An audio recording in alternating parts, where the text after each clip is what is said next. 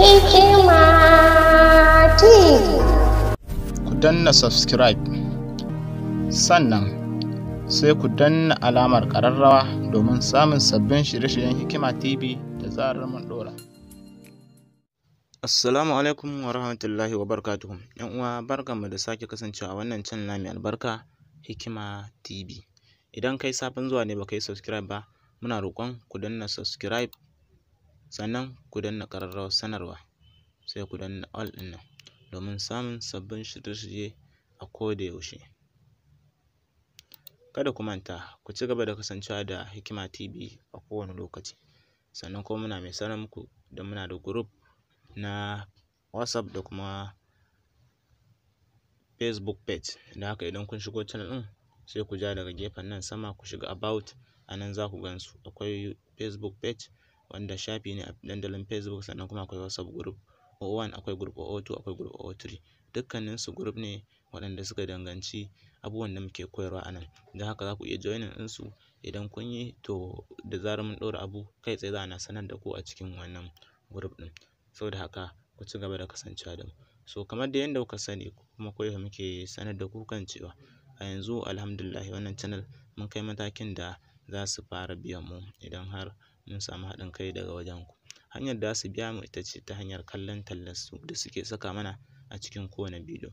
Idan kun lura a baya babu talloli a cikin bidiyon da muke kawo muku, amma a yanzu za ku na ganin talloli. Saboda haka muna roƙon ku da kuna tsayawa wannan tallar ku jira har sai ta ƙare, domin kuwa tsayawar ku jira shine zai sa suna biyan mu abin da za su na biya mu. Don haka muna roƙon ku da kuna tsayawa tana ɗan ƙarewa tallar, saboda ba ta wuce sakan 30, sannan in bidiyon ta yi tsayi ma a gaba ma ku sake ganin wata. Saboda haka kuna ɗan jira tana ɗan kamawa, domin kuwa ta nan ne za ku sake ƙara ba mu ƙarfin gwiwa mu ji daɗi kuma mu ci gaba da kawo muku darussuka irin wanda muka saba kawo muku. Mun gode sosai da sosai. Sannan kada ku manta kuna sharing na bidiyon mu.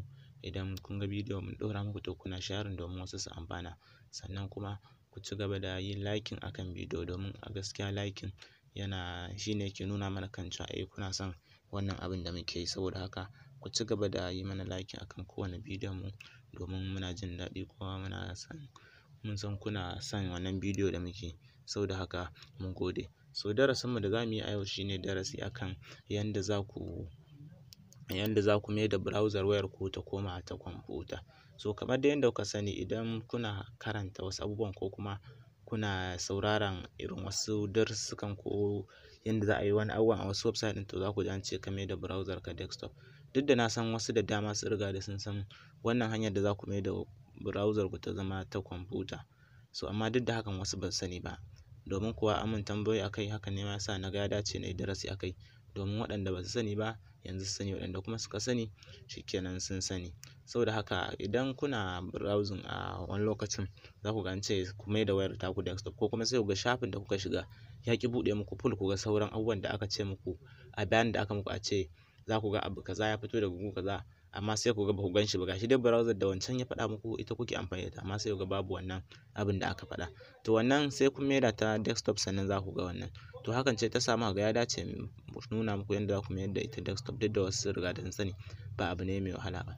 Kamar irin shafuka ko wani masu harkar YouTube, za a ce sai ka maida browser ka desktop, ko wani abin idan ya fito za a ce ka maida ta desktop, sannan anan ne za ka ga komai da komai. So maida ta desktop ba wani wahala ba ne. Irin browser da ake maida ta desktop sun haɗa da irin su UC browser, wannan kenan, sai kuma su Google Chrome, Firefox, su ma ana maida su desktop.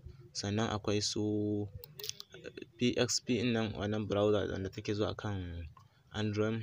Yanzu anan na gaba ita, bari to mu duba. Yawwa, PZX ga ta nan browser, ita ma wannan ana maida ta desktop.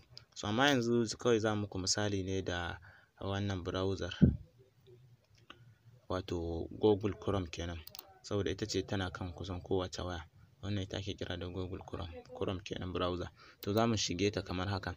Bayan mun shige ta, so idan mun yi amfani da ita mu buɗe shafin kamar a kwamfuta misali, mu maida ta desktop. To idan mun shiga shafin da muke son buɗe, yanzu mu kaddara muna so mu shiga wannan YouTube ɗin, to sai mu shiga YouTube kamar haka.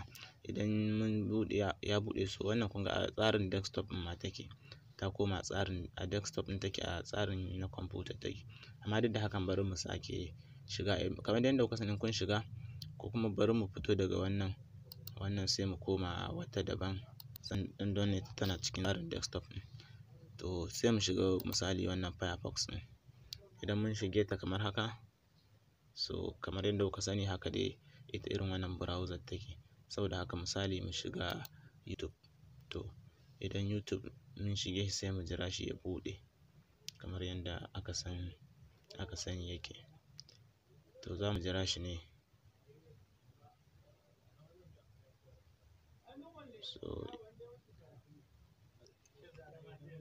So ita dai wannan YouTube bai buɗe ba, ko ince ya ƙi buɗewa dai, ko rashin network ne dai, akwai network ko ne. Amma bari yanzu mu koma dai wata browser daban, misali bari mu shiga ita UC browser. Amma duk cikinsu kowacce tana wannan tallace, bari mu katsar da ita. So kamar dai yadda kowa ya sani, wannan ita ce UC browser. Bari mu dawo home.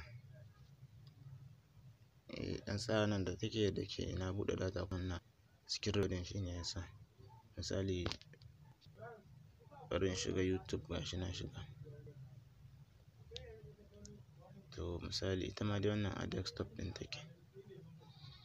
Saboda haka kawai bari in koma dai ita Chrome ɗin domin amfani da ita. Misali wannan Chrome ɗin, bari mu yi misali da wani shafin ba shi YouTube ba, kamar misali wannan shafi na N power haka. To bari mu buɗe shi kamar haka. To gashi nan zai buɗe. Yawwa kamar haka. To haka kun san buɗewa na kan waya, haka buɗewar waya yake. Nan kun buɗe a waya kenan. To idan za ku mayar da desktop kun shiga cikin browser, to sai ku duba daga saman nan ga nan gun da aka yi ɗigo-ɗigo guda uku, to sai ku danna wurin. Da zarar kun danna sai ku yi ƙasa haka nan ku duba ga inda aka rubuta desktop site, to sai ka yi tick a kansa.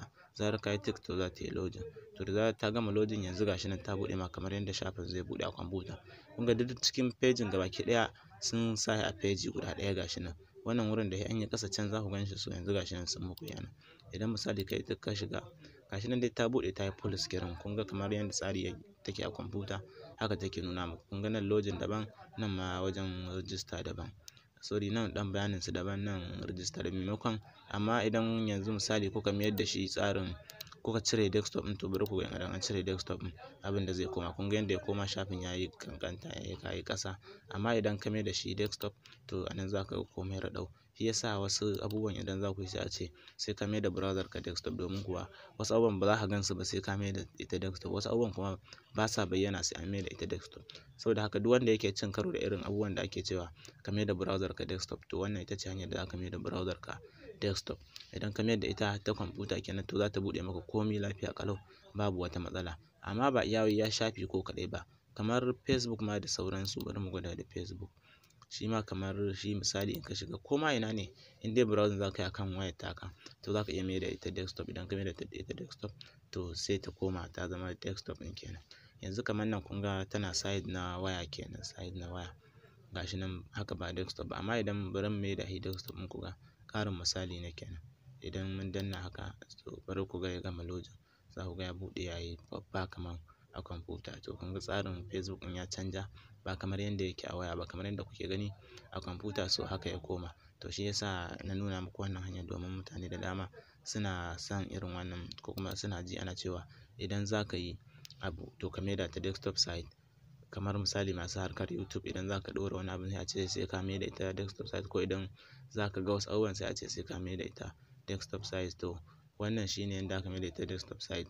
Da haka idan duk wani darasi da kuka ci karo da idan an ce ku yi, to wannan hanyar ko a wace browser ce gefen nan, idan kun shiga ɗigo-ɗigon nan, to anan za ku ga sai ku shiga nan desktop site ɗin. To anan shine za ku mayar da ita desktop site. To da fatan dai kun fahimci abin da nake nufi, kuma kun gane abin da nake nufi. Saboda haka wannan shine ƙarshen wannan darasin kenan. Da fatan kun ji daɗin sa. Da haka ku ci gaba da kasancewa da mu a kowane lokaci domin samun sabbin bidiyo a koda yaushe. Mun gode. Kada ku manta waɗanda ba su yi subscribe ba, in kai sabon zuwa ne, ka danna subscribe, sannan ka danna ƙararrawar sanarwa.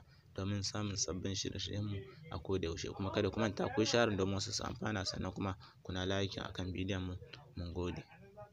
Hikima TV. Ku danna subscribe, sannan sai ku danna alamar ƙararrawa domin samun sabbin shirye-shiryen Hikima TV da zarar mun ɗora.